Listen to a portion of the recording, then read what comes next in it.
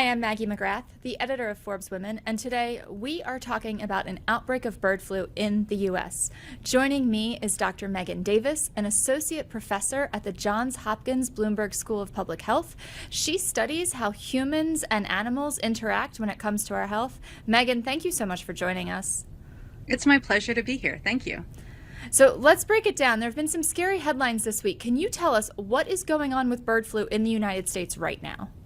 Oh, that's a great question. So what some people may not recognize is that we've had a challenge with bird flu, what in maybe the veterinary industry we call high path avian flu or highly pathogenic avian influenza. You'll see it abbreviated HPAI, and it has been causing an epizootic, that's basically a pandemic, but for birds, since 2020 globally.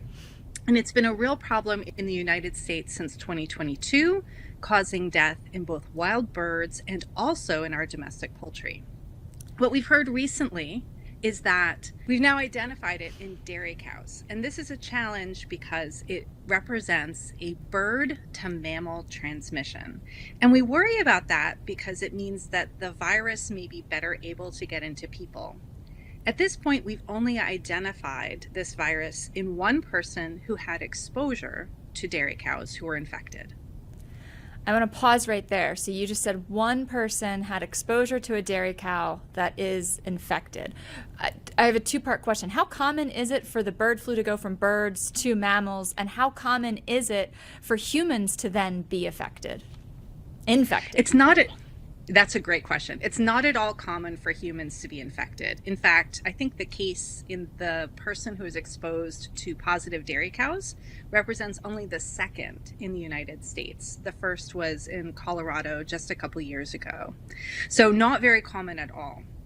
What we've seen with this particular strain of high path avian flu that is circulating is that it has gotten into some mammals in the past. We've seen it in, for example, red foxes, a polar bear, squirrels, and that's probably because they've had contact with wild birds that were infected. So the human that was infected had contact with a dairy cow.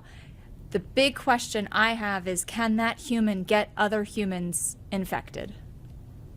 So far, the CDC has been watching this case and has not identified any secondary cases. Those are cases that you might see in a person who has contact with an infected person. So that's great news. Certainly, it's something that we need to keep looking at. One of the things that the public health authorities and those on the veterinary side are doing is paying really close attention to both sick cows and also to people who have contact with either the sick cows or the raw milk products that come from the cows. For an ordinary consumer, your milk goes through a process of pasteurization.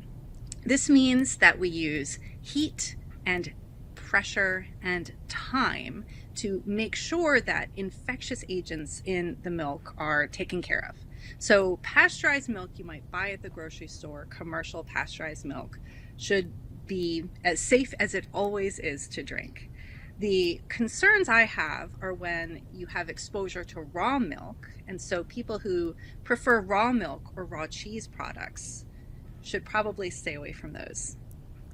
I see. So I was going to ask you which patient populations have the most reason to be concerned right now. So starting with just your average consumer going to the grocery store, drinking pasteurized milk, your message to them, whether they're older, younger, comorbidities, no comorbidities, the message is they're safe? The same as it always has been.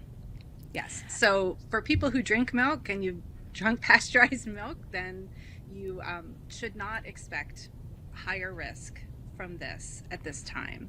If you, however, do prefer raw milk products, then I would advise not to drink those.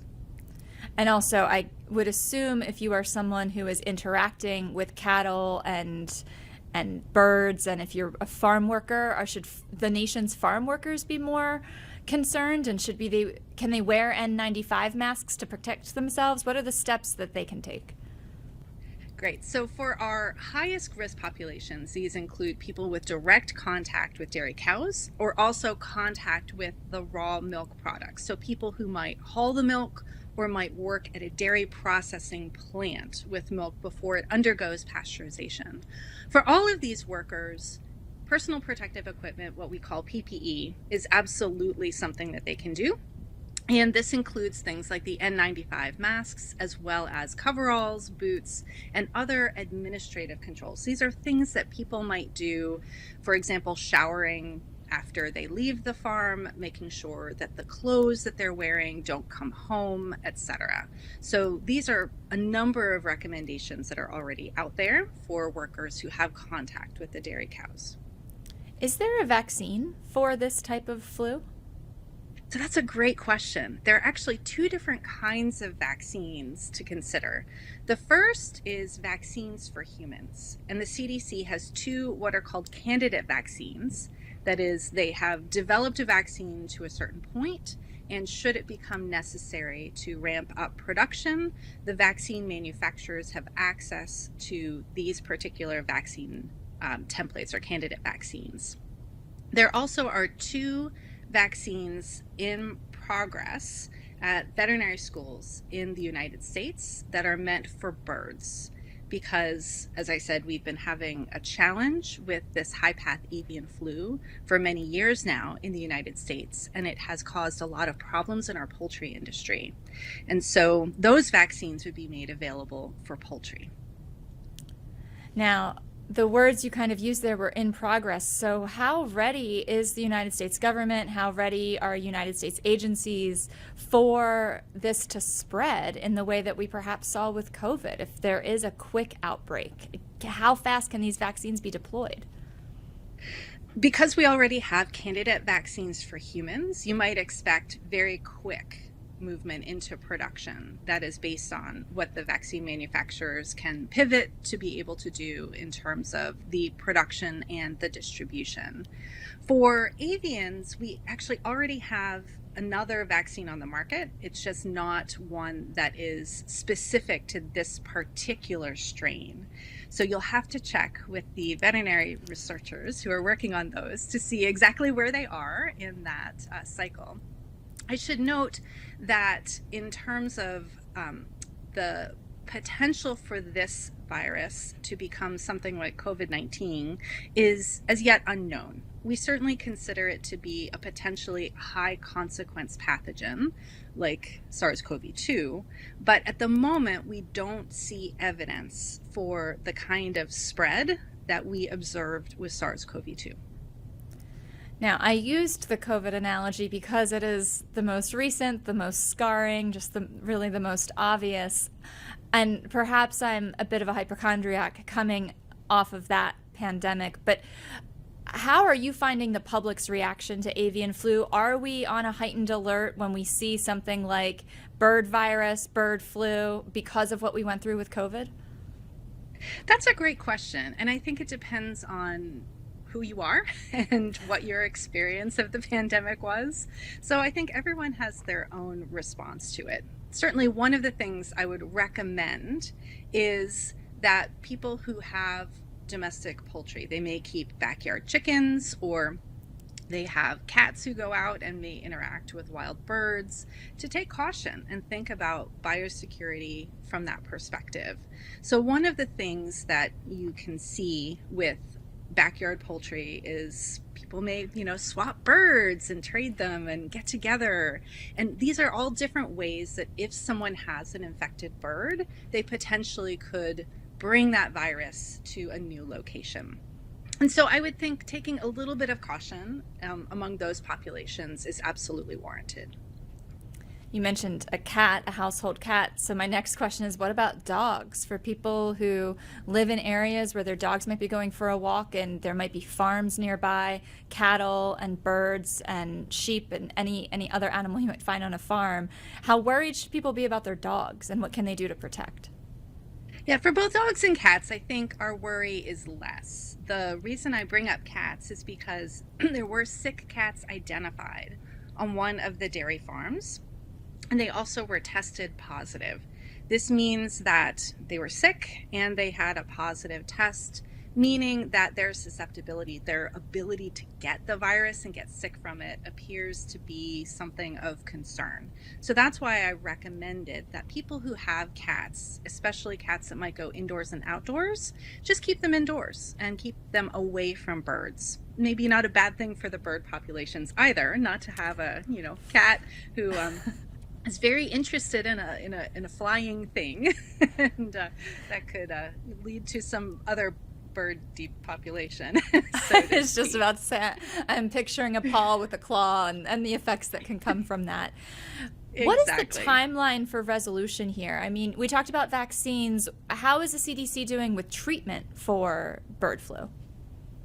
One of the things I think that was most encouraging based on the sequence data from the virus that the CDC was able to evaluate from the person who had the H5N1 high path avian flu case was that it did not seem to be at all resistant to antivirals. So that's really good news. It means that our arsenal of antiviral drugs is not necessarily in any jeopardy there.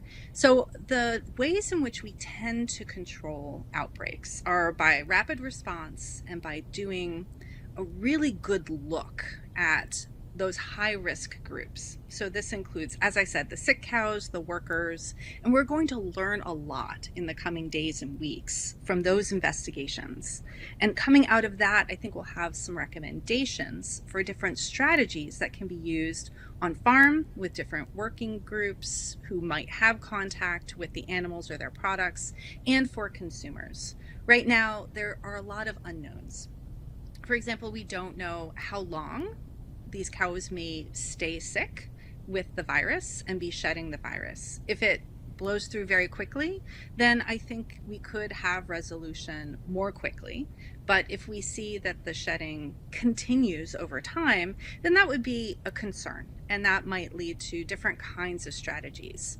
So one of the things that we see in public health is that we often have to match our control strategies, like what we do, based on the information we get. And so right now, we're looking for information. We're trying to understand the nature of this. And so far, what we found is a little bit of reassurance, right? So looking for changes in the virus, there's only been one small change in the virus that's been identified in terms of human adaptation.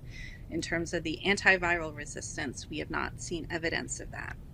And so now the next big question is, to what degree is it spreading among dairy cows? And we have some suspicion that it can spread from cow to cow based on just the nature of how this particular outbreak has manifested. So we have, a Michigan farm where they got cows from Texas, and that is suspicious for the cows bringing the virus to the farm, but it hasn't yet been confirmed.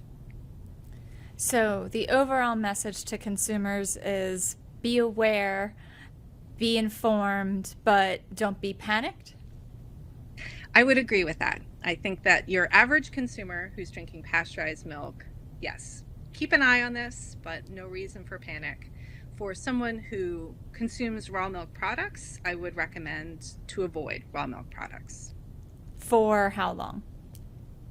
I actually recommend that people don't drink raw milk because there are many different diseases that can be transmitted by raw milk, not just the potential, not confirmed yet, for high path avian flu. So my recommendation is, unless you have your own cow, and it's between you and the cow on your own farm, don't drink raw milk.